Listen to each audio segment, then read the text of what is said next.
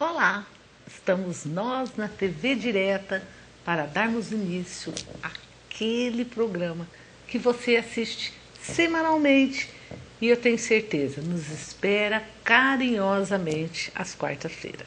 Gente, hoje não é à toa que eu estou de rosa. Hoje eu vim para fazer aquela homenagem ao Outubro Rosa, o outubro onde a gente faz aquela campanha de prevenção ao câncer de mama. E é esse o assunto do nosso programa de saúde de hoje. Vamos falar sobre o câncer de mama, sobre a importância da gente falar desse Outubro Rosa. Estamos terminando o mês de outubro, vamos terminar de rosa e lembrar as mulheres que ainda não foram fazer seu exame preventivo, né?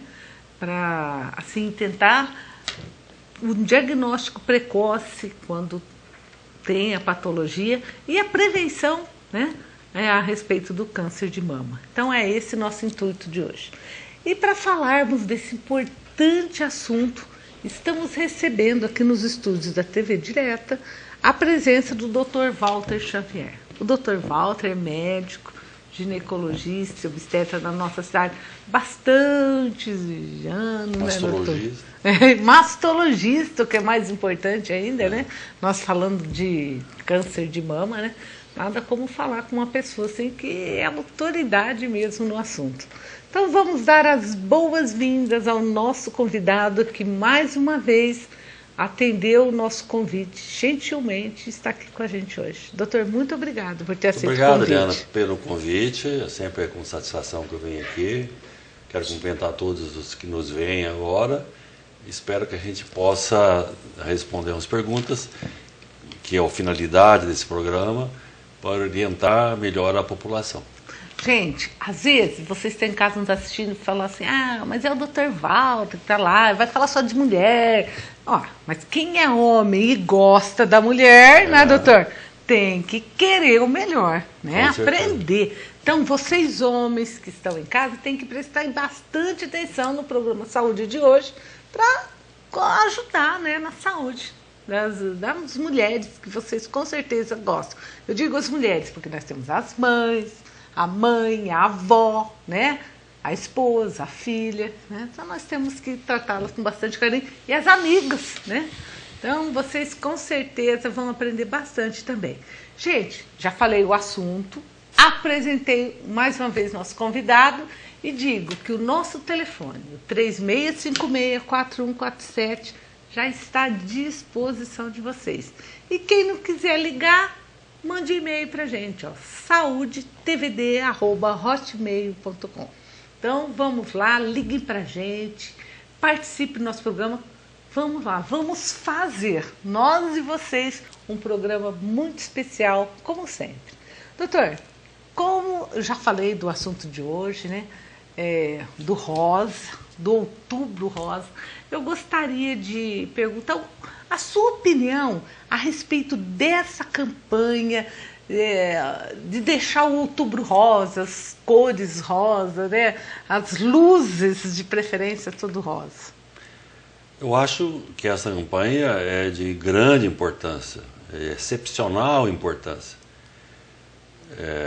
Quem está envolvido nisso são várias ONGs que procuram dar sustentação para essa hora difícil, às vezes, que a mulher tem de ter um câncer de mama, pela Sociedade Brasileira de Mastologia, e para alertar as mulheres quanto à prevenção. Isso tudo começou porque hoje a melhor prevenção é o exame da mamografia, porque a mamografia é capaz de fazer diagnóstico de lesões que não são palpáveis da mama ainda, que são microcalcificações patológicas, quando o câncer está dentro do ducto, dentro do lóbulo, que é in situ, que com uma pequena cirurgia você cura 100% dos casos.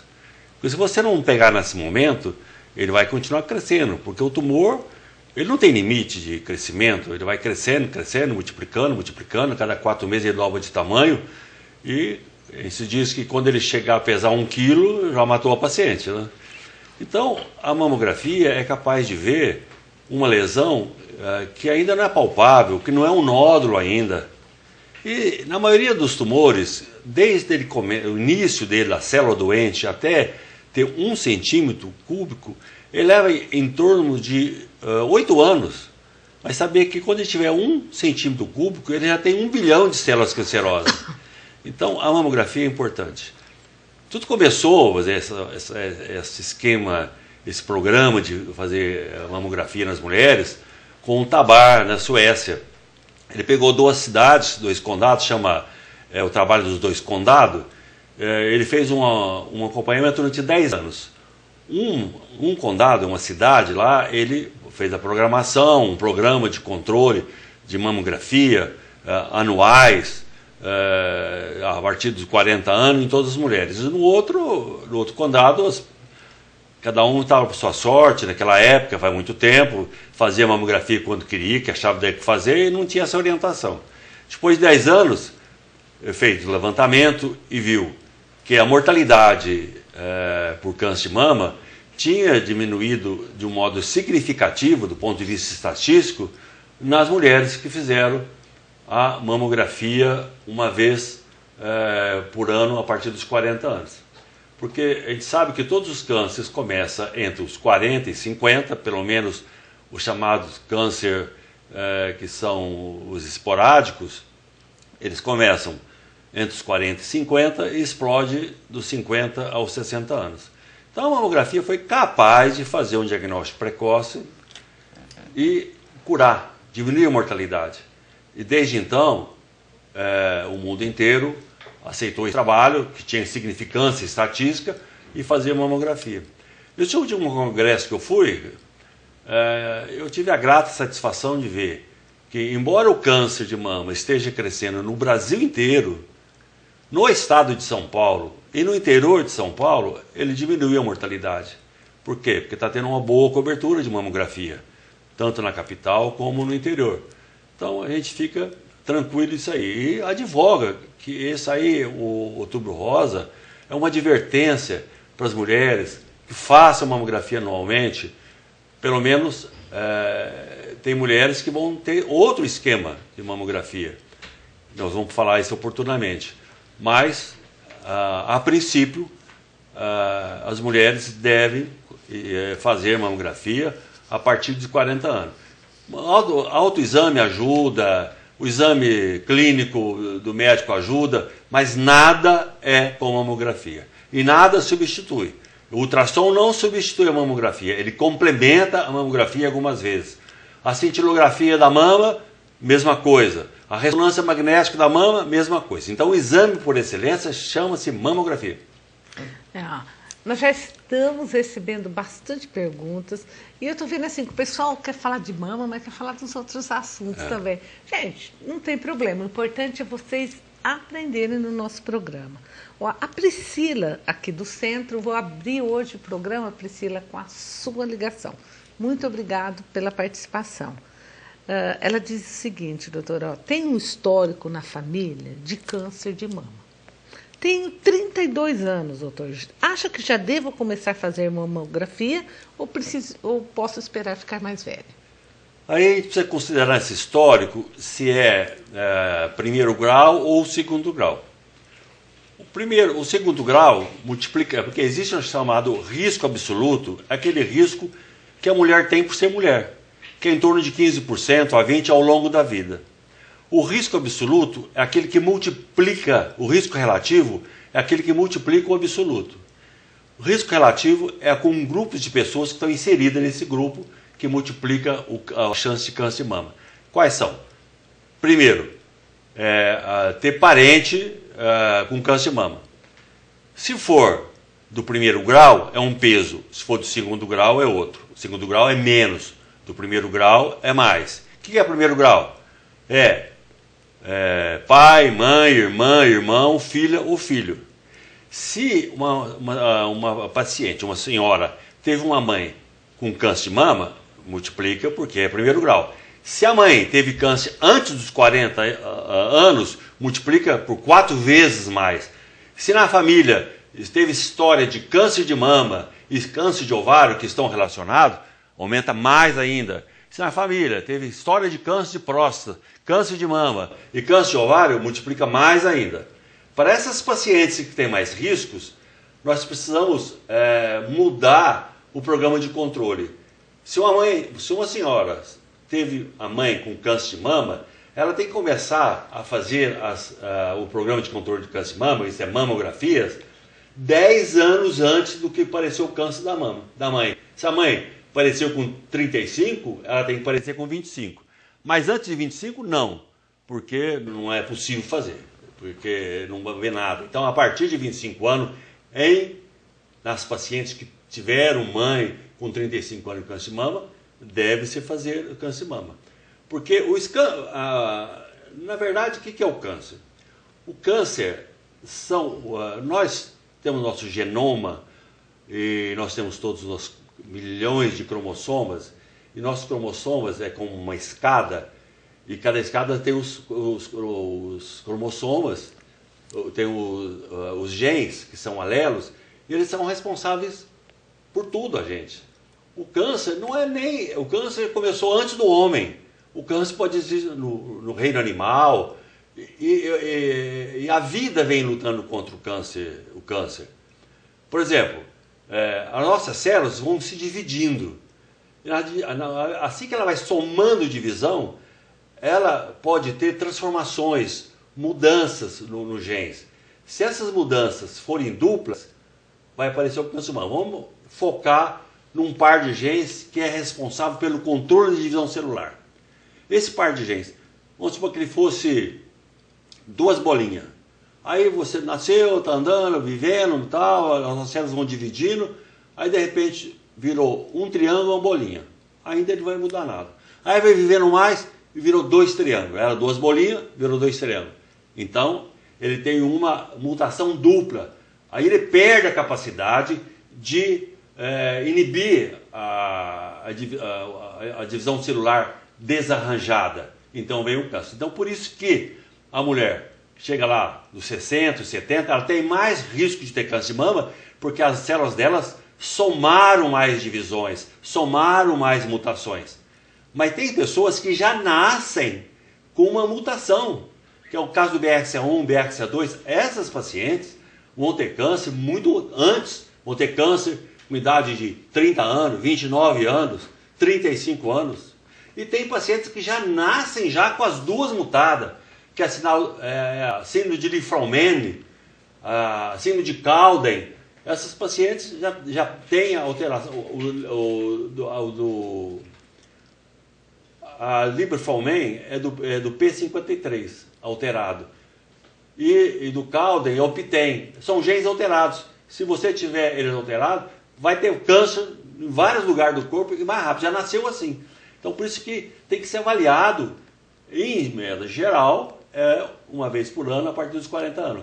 Mas dependendo da história familiar, dependendo da pessoa, das patologias, tem uns judeus da raça Ashkenazi, eles têm a mutação do BRCA2 já na raça, porque eles se cruzaram entre eles. Então, eles têm mais chance. Então, esses judeus têm que fazer um programa totalmente diferente. A pessoa que tem alto risco para câncer de mama tem que ter uns procedimentos todos especiais, em diferença das que não têm. Né? Cada caso é um caso. Cada caso é um caso. Ó, a Magda, lá do São Luís, ligou para mandar um grande abraço para o Dr. Walter. Obrigado. E para a doutora Eliana. Obrigado, Magda. Doutor, fui ao seu consultório, né, ontem, e meus exames estão todos normais. Estou muito feliz por isso. Que ótimo.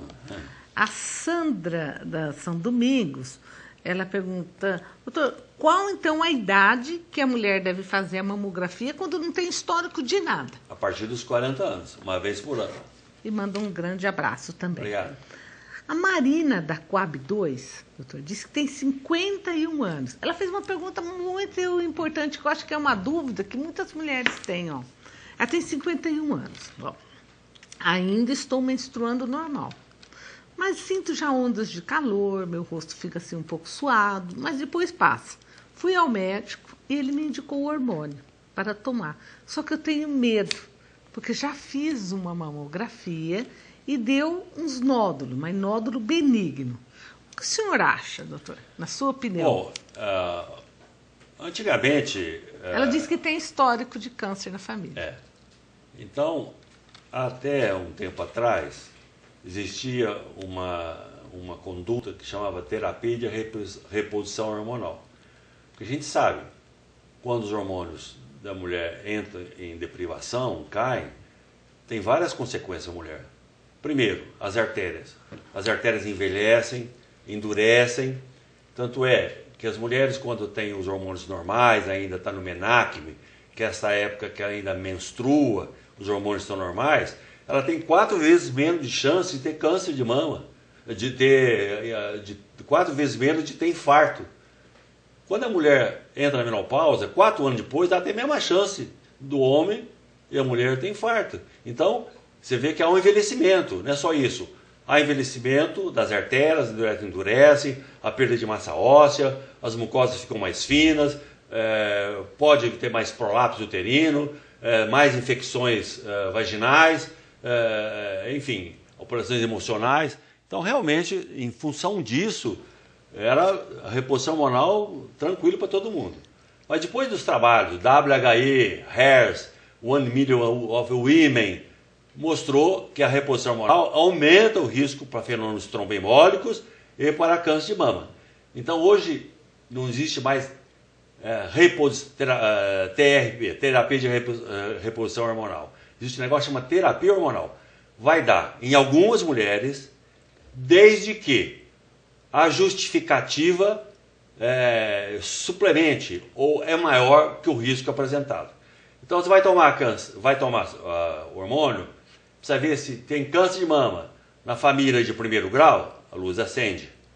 Se ela já teve câncer, também não pode. Se é nódulo na mama só, não tem importância. Então, você tem que analisar cada um no caso. Se tem história, eu falo mais ainda, história de trombofilia na família, não deve, ou mesmo na paciente, deve pensar em tomar. Existe assim, quando você vai fazer reposição hormonal, existe um negócio que chama comorbidades. Então você vê qual a comorbidade que você tem e vê se o benefício justifica o risco que você vai ter.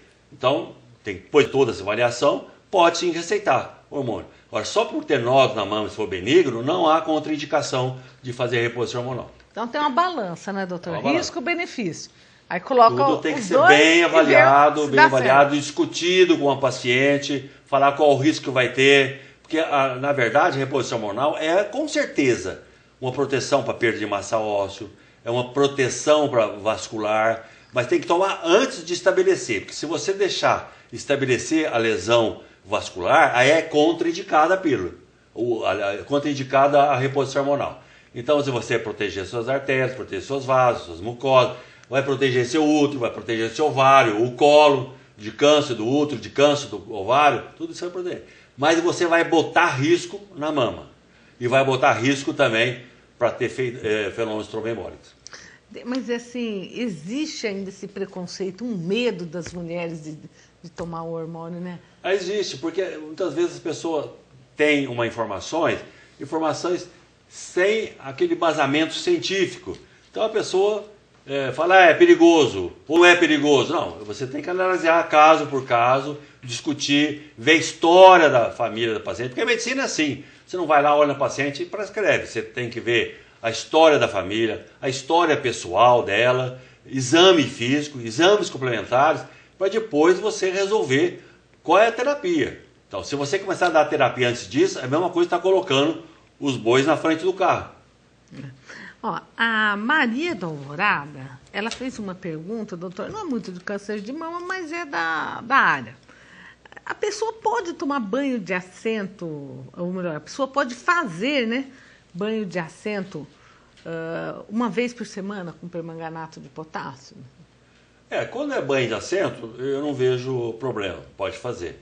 Eu só gostaria de aproveitar a oportunidade para falar que papel higiênico é a pior invenção da humanidade. As mulheres, após a micção de fazer xixi ou evacuar, fazer o cocô, tem que lavar com água, não usar papel higiênico. As mulheres também devem procurar usar mais vestido, mais calça de malha, principalmente no verão.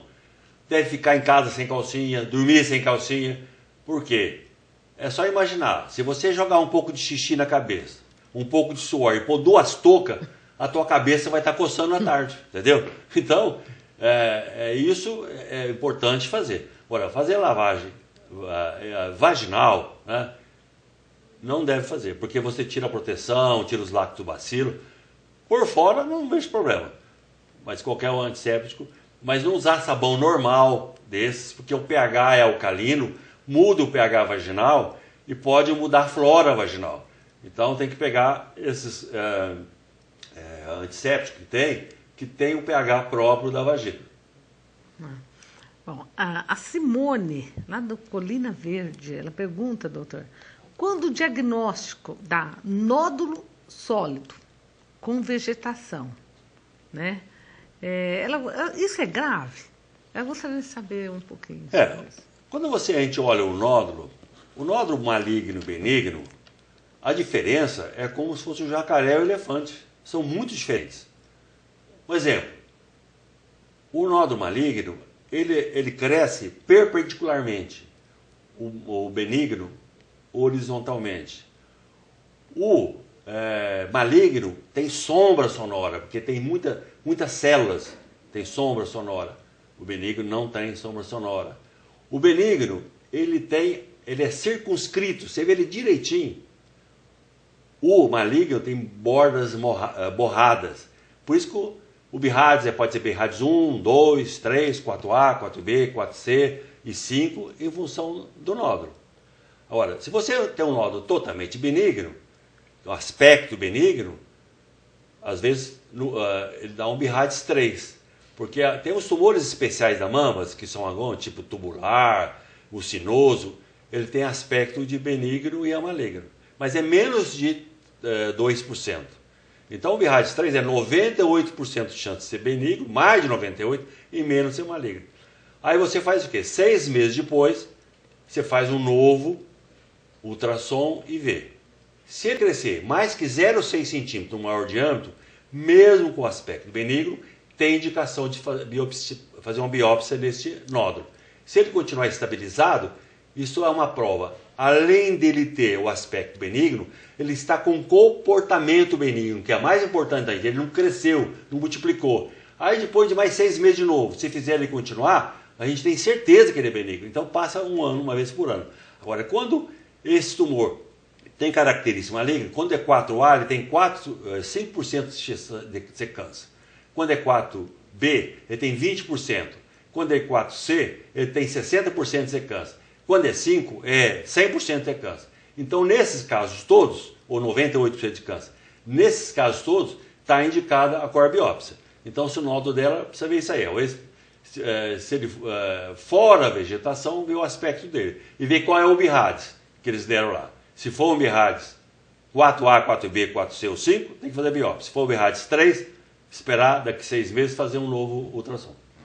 Ó, a Neiva da Coab 2 diz que é sua paciente há 31 anos. Nossa, que bom. Quer dizer que o senhor já está mais de 30 aqui. Mais de 30, com certeza. Manda um abraço e pergunta se homem tem que fazer mamografia. Não, o homem tem mamografia, porque enquanto as mulheres têm ductos e lóbulos, né, o homem tem só esboço de ductos. O homem pode ter câncer de mama? Pode ter câncer de mama.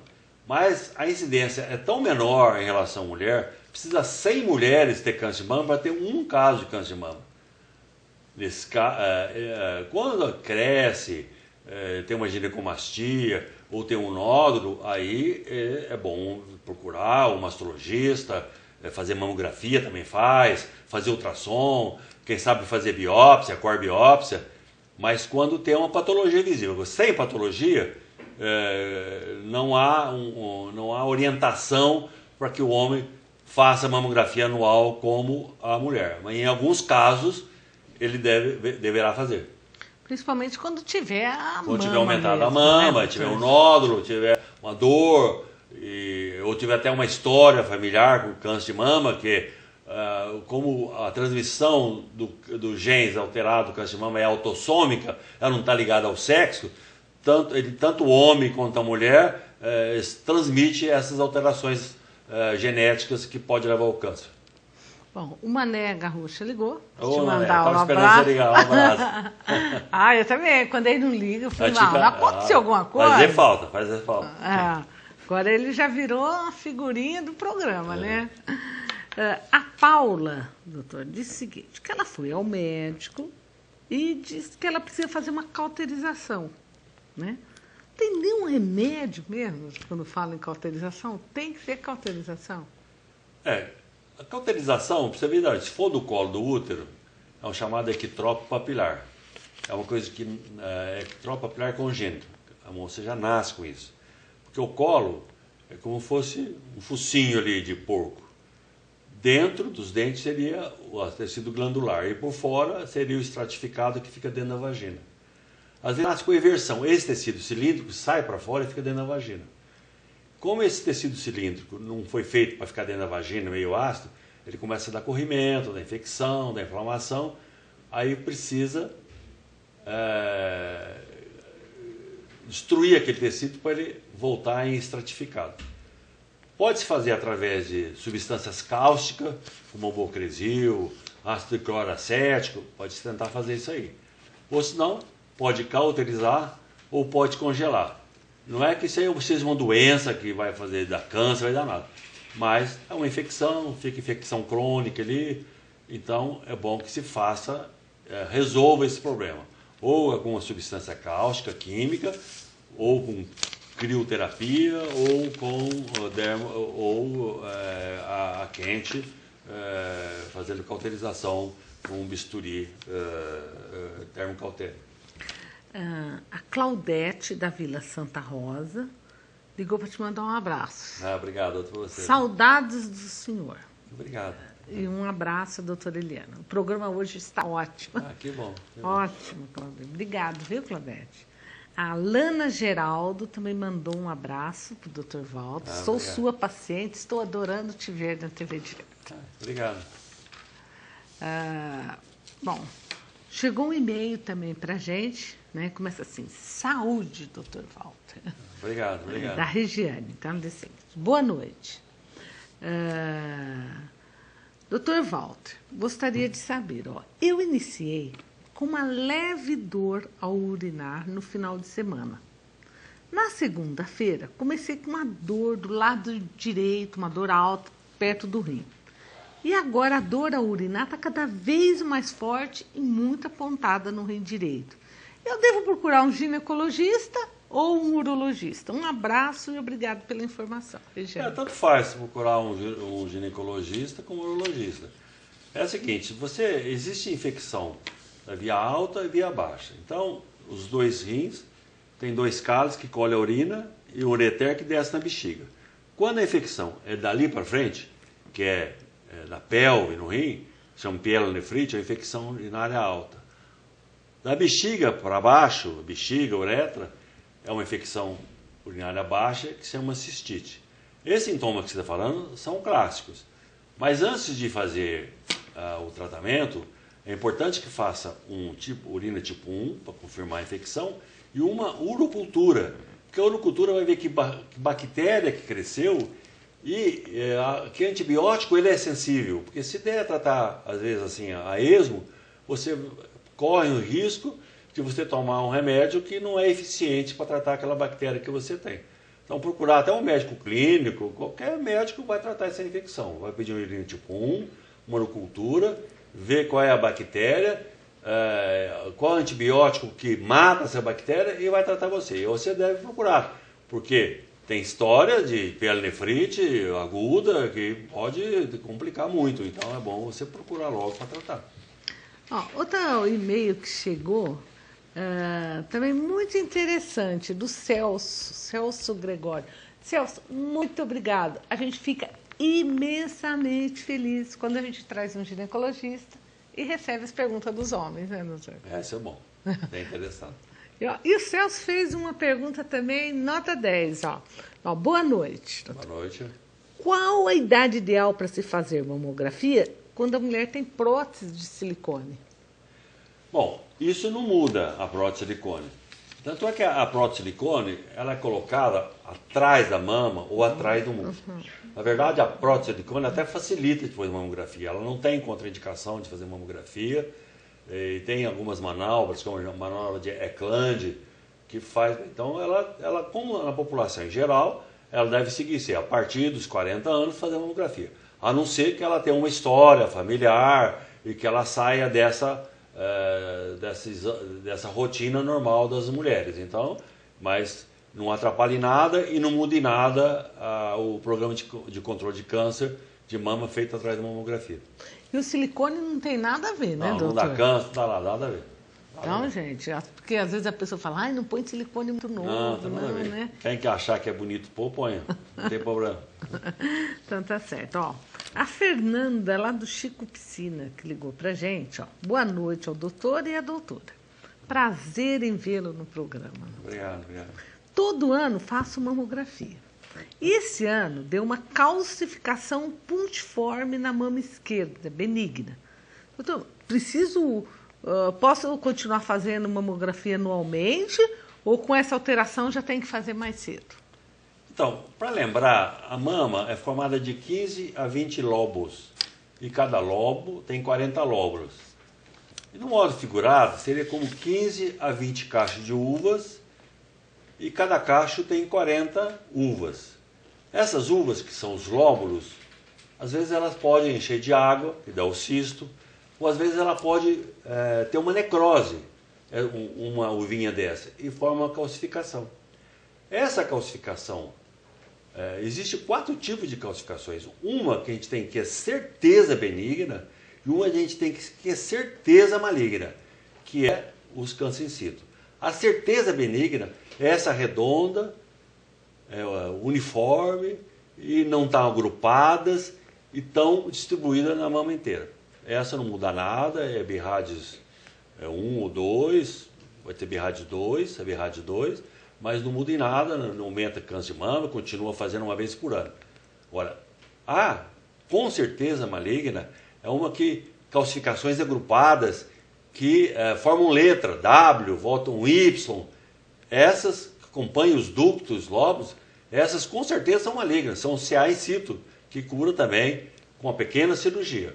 Essa microcalcificação que você fala é totalmente benigna, não tem nenhum risco, põe nenhum risco para a tua mama, você pode continuar fazendo anualmente a mamografia. É assim, interessante a gente falar que a mama é muito importante para a mulher, né, doutor? Muito, do ponto de vista de beleza, de sexualidade, né?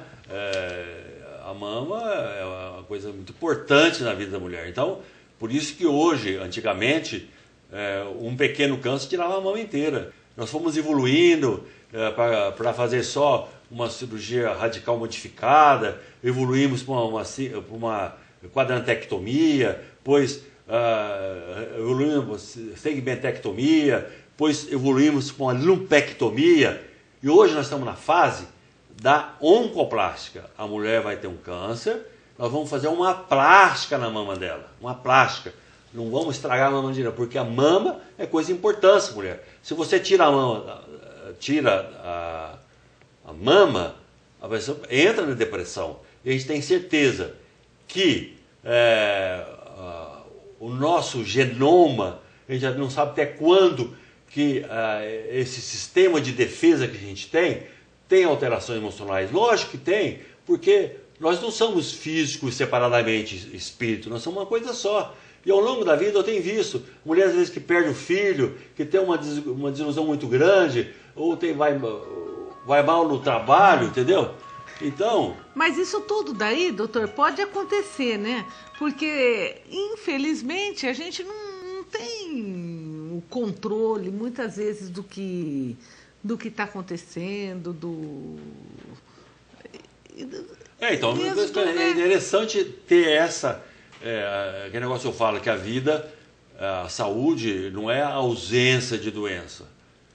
A própria Organização Mundial de Saúde fala que saúde é o bem-estar físico, você está bem fisicamente, emocional, social e espiritual. Então você tem que estar bem fisicamente, ter amigos, conversar, passear na casa do amigo, jantar, convidar amigo para conversar, né?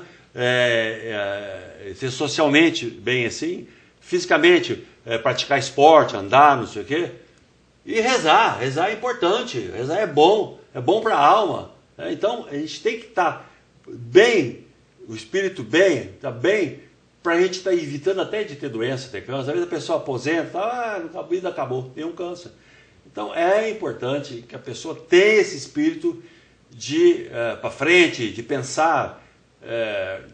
Então uma história de um livro de oncologia, vivia num daqueles países lá orientais, ela chamava Mini, e o marido, e o pai dela, ela morava lá e passavam fome, tudo. O pai veio para os Estados Unidos para arrumar as coisas para trazer a família. Aí chegou lá, nos Estados Unidos, ele arrumou outra família e esqueceu eles. Então essa Mini, a mãe morreu, ela tinha irmãos pequenos, ela amarrou no corpo, atravessou o pântano e tal, e chegou nos Estados Unidos. Aí formou os quatro irmãos, criou eles, depois casou, teve 4 filhos, criou os filhos, e quando o último filho casou, ela foi morar com o filho, depois ela viu que não tinha nada a ver, que tinha a nora, que era uma pessoa diferente da história dela e tal, ela foi morar numa pensão sozinha. Então a mulher que tinha criado 4 irmãos, 4 filhos, foi morar sozinha numa pensão. Entrou numa depressão, fez um câncer. Aí ela começou a tratar nos Estados Unidos, e o médico, o oncologista, viu que ela não reagia, e até falou, propôs, sabe que quer ir num orfanato de novo? Ela ficou revoltada com ele, que já tinha criado 8, né? Aí começou a conversar, viu que quando ela estava nos Estados Unidos, ela morava no fundo de uma casa lá nos Estados Unidos, e quando vinha o New York Times, ela entregava, o senhorio da casa entregava a parte de cultura, e ela gostava de ler como de dança, e ela tinha visto uma vez uma dança. Então ela não reagia. Quando ele viu isso, ele trouxe uma dançarina do Royal Ballet lá de Nova York, trouxe bastante livro para ela e tal, e ela ficou entusiasmada, que negócio, e ela melhorou, reagiu ao câncer. Então ela achou um novo canto. Isso que a gente tem que ter. Se acaba um, temos que ter outro. Sempre pensando em alguma coisa. Por mais que a gente tenha idade, a gente tem que pensar que quer fazer alguma coisa, que tem uma coisa a ser feita. Porque na hora que você achar que não precisa fazer mais nada, está na hora de você morrer. E é muito importante o apoio da família. Com certeza. É importante a gente ter fé, é importante a colaboração do marido, dos filhos. É todo mundo junto, né? Todo mundo junto. A família, então, é importantíssimo, né? Assim, uma pergunta que não quer calar. Qual que é a sua opinião daquela artista que resolveu tirar, né, as mamas? Então, ela, o que aconteceu? A mãe dela teve câncer de mama, e a mãe dela, então, fez a pesquisa do BRCA1, BRCA2, e ela tinha alteração genética. Então, aí ela também fez, porque a irmã, como assim, sempre começa na pessoa que teve câncer. A mãe tinha, ela fez, ela também tinha. Então, ela tinha chance de desenvolver câncer até 80% até os 45 anos, 50 anos, entendeu? Então o que ela fez? Tirou a mama, porque ela não consegue tirar tudo, mas uns 5% vai ficar, mas diminuiu pelo menos 95% da chance de ter câncer de mama. E esse gene alterado que ela tinha, bota risco também para câncer de ovário. Agora ela acabou tirando o ovário. Então é uma opção da pessoa de fazer isso aí. Agora, também se você fizer um acompanhamento bem perto e tal, porque a gente fica, às vezes, bom, hoje eu tenho câncer de mama, é inicial, eu faço uma pequena cirurgia, agora nem câncer eu tive, eu arranquei as 2 mamas, arranquei os 2 ovários, mas é uma opção de cada um. O médico não vai falar qual que é melhor, ele vai dizer estatisticamente qual é a vantagem de um, qual a desvantagem e vice-versa, e a pessoa vai fazer a escolha. Ela fez a escolha, ela achou importante fazer, tudo bem. Aparecida Furlan, da Coab 1, ligou para mandar um abraço. Obrigado. A Elaine, do Parque Canoas, ela gostaria de saber o que significa a mola no útero, né? Gostaria que o senhor explicasse. Assim, quando a mulher engravida, a placenta produz o tecido que entra dentro da parede uterina, chamado trofoblasto, que vai agrudar a placenta ali e vai formar um sistema vascular que vai alimentar o nenê, porque esse sangue vai chegar até ali, através das uterinas, a placenta vai funcionando como um pulmão e leva esse sangue através do cordão umbilical para a mãe, 2 artérias e uma veia. Às vezes esse trofoblasto, ele se transforma. Então, ele toma uma capacidade assim, invasiva muito grande. Então a mola, ela pode ser uma mola invasiva, mas pode ser uma mola invasiva e pode ser um córiocarcinoma. Ela vira um câncer, ela atravessa o útero, ela vai para o pulmão e mata a pessoa. Então, na verdade, agora, por quê? Se diz de algumas mudanças genéticas, quem já tem, a mulher que tem mola, é porque já tem alguma mutação genética de nascença que trouxe. Então essa mola, agora a mola o tratamento, mas ela cura 100%.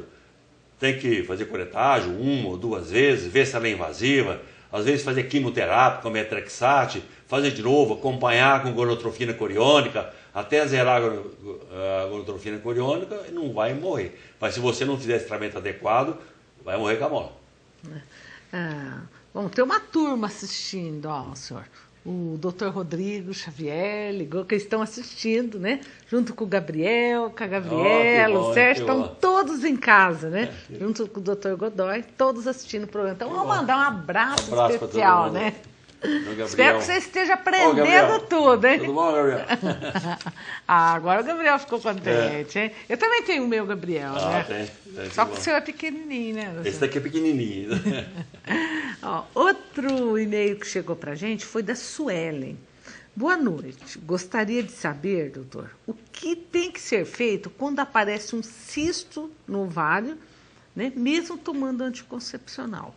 Suelen da Santa Rosa. Se o cisto for folicular, preocupar que o ovário tem cisto folicular seria mais ou menos preocupar que a mão tem dedo. Porque o ovário é cheio de folículos. O ovário é como um limão. O centro tem um centro e a periferia, que é a casca, é formada de folículos. Quando a menina começa a menstruar, ela tem em torno de 400 mil folículos. Esses folículos vão sendo gastos ao longo da vida. Quando ela não tiver mais folículo, ela entra em menopausa. E algum desses folículos cresce, às vezes ele é remanescente, fica lá, mas não tem a mínima importância ter cisto folicular. Quem tem, fala, é a mesma coisa que ter dano na mão, sem importância nenhuma. A Cida da Colina Verde gostaria de saber qual a opinião do senhor sobre pílulas que estão sendo distribuídas para o câncer. Na verdade, está falando que saiu muito na mídia aí, que é uma pílula feita, acho que uma cidade, uma cidade do interior aí que tem faculdade, que agora não São Carlos. São Carlos, né? E ele fez uma pílula que é a seguinte, é um remédio que é fósforo, não estou me lembrando, era 3 compostos. Ele tem facilidade, segundo a pesquisa do pesquisador, ele põe sinalização nas células doentes. Porque, às vezes, o nosso sistema de defesa, ele fica meio desorientado. Qual é a célula que ele deve matar, que é a célula que é ruim? E ele foi um sinalizador, que fosse uma luzinha. Então o nosso sistema ele realmente só faz isso, mas ajuda o nosso sistema, pelo menos o que estão falando. Ajuda o nosso sistema imunitário a destruir aquelas células doentes. Mas todo remédio tem pesquisa que são 5 fases. Uma faz em rato para ver se tem veneno, se não tem, se ela não é tóxica. Depois há uma outra que faz um pouco de umas 100 pessoas, mais ou menos, poucas pessoas, para ver se realmente ela tem melhor efeito que nos outros remédios que já tem. Depois faz uma pequena população, depois faz um grupo. Pega 10 mil mulheres, 10 mil pacientes tomando aquela pílula, tomando aquele remédio, 10 mil que não tomam, depois de 10 anos faz um controle, vê se tem significância clínica, que realmente esse remédio é realmente bom, para depois vai para a comercialização. Esse remédio não tem essas fases. Então, quando tem essas fases, é liberado por FDA, é liberado pela Anvisa no Brasil, mas como ele não tem essas fases, pode ser muito bom. Eu vi lá o Hospital do Câncer hoje, estava vendo na Folha, o Amaral de Carvalho, um desses de São Paulo, está propondo a fazer essas fases com essa medicação para ver se realmente ela tem significância clínica. Porque é assim, porque se a medicina fosse assim, vamos fazer um negócio todo mundo ia atrás, não era ciência. Então, ele tem que ter muito cuidado. Eu não estou falando que o remédio seja bom, pode ser ótimo, mas ele tem que provar antes de usar na população que realmente ele é bom, que não tem efeito colateral e que ele tem efeito mesmo de tratamento. Isso eu acho, quem vê as coisas de um ponto de vista científico, vai falar o que eu estou falando. É porque tem medo, né? A gente tem medo, né, doutor? Dar um remédio para um paciente e a gente não sabe a longo prazo também o que pode acontecer. Tem que ter trabalho científico em cima para confirmar a eficiência, se tem significância estatística na cura de tais doenças e tal, tem que ver isso. Bom, a Jéssica Eduarda, lá do Brás, diz que começou a tomar anticoncepcional. Doutor, meus seios estão doendo e eu estou menstruando ainda há uns 10 dias. É o primeiro mês que estou tomando. E dá dor na perna, nervoso. Você acha que devo continuar a tomar? Bom, é o seguinte. Quando você não toma pílula, num ciclo de 28 dias, você fica sob a ação de 2 hormônios principais. Primeiro, só estrógeno. Quando ovula, da onde sai a ovulação, forma o corpo lúteo e produz um hormônio chamado progesterona. E na segunda fase tem estrógeno e progesterona. O estrógeno, ele produz no útero, forma um tapete para uma possível gravidez. E na mama ele começa a crescer aqueles cachinhos de uva, que era um grãozinho de arroz que começa a crescer.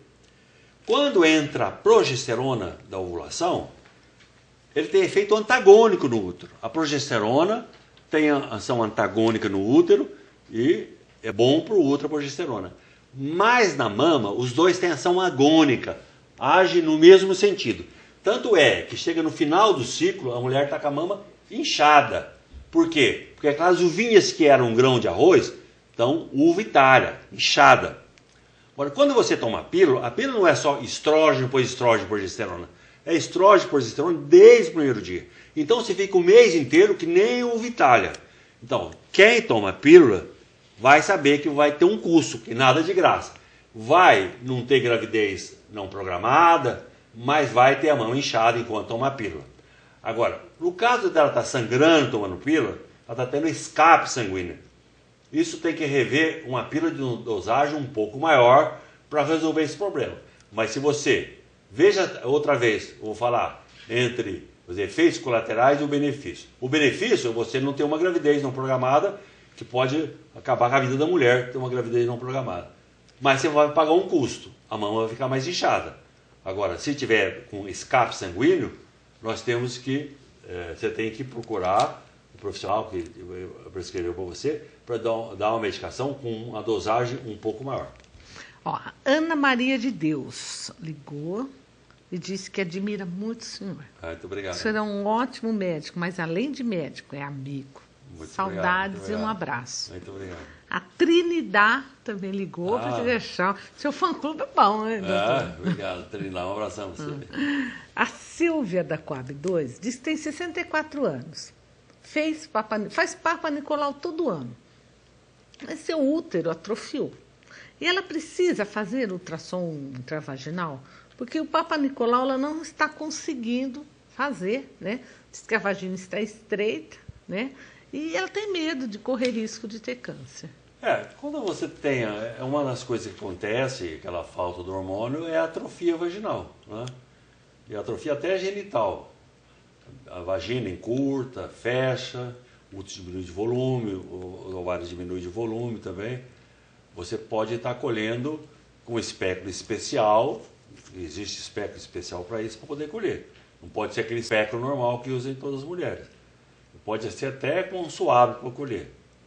O ultrassom é assim, não que faça todo ano, mas a partir de 60 anos, a gente estabelece um programa de controle de câncer do endométrio e do ovário, que é onde começa a ter câncer de endométrio e de ovário. O endométrio, principalmente as mulheres que são obesas, que sejam hipertensas, diabéticas, essas têm alto risco de ter câncer de endométrio. Então, elas devem fazer, sim, pelo menos uma cada 2 anos, um ultrassom endovaginal. Então, existe como contornar a tua situação. Veja como é. Às vezes você pode usar, por exemplo, tipo, um mês antes de colher o exame, o estrógeno local, estriol, que tem pouca ação hormônica, ou mesmo o estrógeno conjugado, um mês antes, a vagina fica flácida e dá para fazer exame ginecológico e colher a citologia com tranquilidade. Ó, a Eunice da São Domingos, ela pergunta se o DIU, Mirena, se libera hormônios, se ele pode causar dano, câncer, alguma coisa assim. É o seguinte, vamos voltar lá. O Mirena é um DIU de progesterona. Então, esse DIU, ele tem uma proteção, a progesterona, por útero, então evita a doença do útero. Tem uma proteção para o ovário, tem uma proteção para o cólon, mas porque tem efeito antagônico ao estrógeno. O estrógeno é mitótico, ele faz a célula dividir, e a progesterona bloqueia isso. Mas, infelizmente, na mama eles têm efeito agônico, eles empurram para o mesmo lado. No útero, antagônico, sentido contrário. Na mama, no mesmo sentido. Então, quem tem o DIU, bota um pouco mais de risco para câncer de mama. Mas a gente tem que lembrar o seguinte, a exemplo que foi feito na pós-menopausa, que a reposição de estrógeno e progesterona, após 5 anos de uso, mostrou que aumenta o risco para câncer de mama, no Menaquim, que vai da primeira menstruação até a última, nenhum trabalho ainda comprovou de uma maneira clara que aumenta o risco de câncer de mama. Que é no Menaquim, onde a mulher está usando o DIU de Mirena, é no Menaquim, da primeira e última menstruação. Mas do ponto de vista teórico, sim, colocaria mais risco para o câncer de mama, o Mirena. Mas teria uma proteção por útero, por ovário, e às vezes a pessoa sangra muito, é uma segurança que diminui o sangramento, até para o sangramento. Então, aquele negócio, risco e benefício novamente. A Ana do Centro, ela diz assim, se pólipo no útero pode ser retirado no consultório. Né? E se tem pode tirar através da uteroscopia, às vezes pode tirar, mas tirar não, eu acho que o diagnóstico até pode ser feito no consultório, mas a uteroscopia é um procedimento de risco também, então era bom que se fizesse a uteroscopia num lugar hospitalar. Também pode ser tirado através de uma curetagem uterina, embora a curetagem uterina seja uteroscopia, você vê o pólipo e tira o pólipo. Na curetagem uterina é um pouco a cega, mas para quem tem experiência consegue tirar também. A gente tem feito muito, porque aqui em Mococa a gente não tem esteroscopia, porque é um aparelho caro e não tem. Aqui, ou quem quiser fazer esteroscopia tem que ser caminhado fora, ou senão tirar por curetagem uterina, mas não no consultório, tirar no hospital. Agora, o pólipo endocervical pode ser tirado no consultório. Eu estou falando endometrial, lá dentro do útero. O endocervical pode tirar no consultório. Às vezes as pessoas preferem fazer no consultório, mas o hospital é tão mais tranquilo para o médico, né, doutor? Tudo que é feito dentro do hospital, ela tem anestesista, tem toda né? Bom, então vamos lá. A Kátia, da Fazenda São Miguel, está assistindo. Um abraço para todo o pessoal da zona rural que assiste, né? É tão bom a gente ver isso, né, doutor? Tanta gente assistindo, né? Então vamos lá. Ela está com cisto, um nódulo, não sei. Doutor, qual que é a diferença entre cisto, nódulo, não sei? E ela gostaria de saber se ela tem que retirar. Diz que quando ela menstrua, seus seios doem demais, fica muito nervosa. E disse que está ótimo o programa, manda um abraço para o senhor. Para você também. É assim, como eu acabei de falar, a dor na mama pré-menstrual é normal, porque aquelas uvinhas ficam com a uvitália, retém só de água e dá dor. Agora, voltando a falar das uvinhas também, às vezes essas uvinhas regridem e enchem de água, são um cisto. Cisto e nada é a mesma coisa. Ele chama AFBM, alteração funcional benigna na mama, não é câncer nem vira câncer. Só tem, às vezes, de puncionar um cisto, quando ele é muito grande, tem 5 centímetros, 6 centímetros, 4 centímetros, e que dá muita dor. Aí você punciona e esvazia. Mas cisto de 1 centímetro, 2 centímetros, não tem que fazer nada. Agora, lógico que é doendo muito, existe medicações que precisa tomar. E pelo amor de Deus, que não seja esclerovitan que eles receitam por aí, que não deu nenhuma a vitamina E. O cara do laboratório fala que é bom. Não serve para nada, entendeu? No passado até então, existem outras medicações muito mais tranquilas que vai tirar a tua dor, que é a mastalgia. Menos vitamina E. A Mariana da Mocoquinha, ela faz uma pergunta, doutor, será que a reposição hormonal não está retardando o inevitável ciclo da vida? Do ponto de vista, até pode ser. Mas aquela coisa, como Deus deu os recursos para a gente usar. Se você pensar, a vida no Império Romano, a expectativa de vida era 18 anos. No início do século passado no Brasil, era 28 anos. Hoje no Brasil é 76 anos. Então, esses recursos que vão tendo são uma coisa de Deus também, porque a gente está aumentando a sobrevida. As pessoas estão vivendo mais. Então, na verdade, se você usar os recursos da ciência em pró ou benefício do ser humano, eu não vejo nada errado. O Mário Luiz Bastos e a esposa Maria. Marinho, São Paulino. Ele ligou, falou que o programa está ótimo, esclarecedor, mas para o senhor relaxar, porque daqui a pouco o senhor tem que assistir um jogo. Acho que não vai ser bom para nós, né, Marinho? Mas pode deixar que daqui a pouco a gente libera o doutor Walter para assistir o jogo de São Paulo. O senhor sabe que eu também sou São Paulina, viu, doutor? São Paulino? Opa, então sofremos junto, então. Mas vamos lá, ó. A Sara da Santa Cecília tem 37 anos.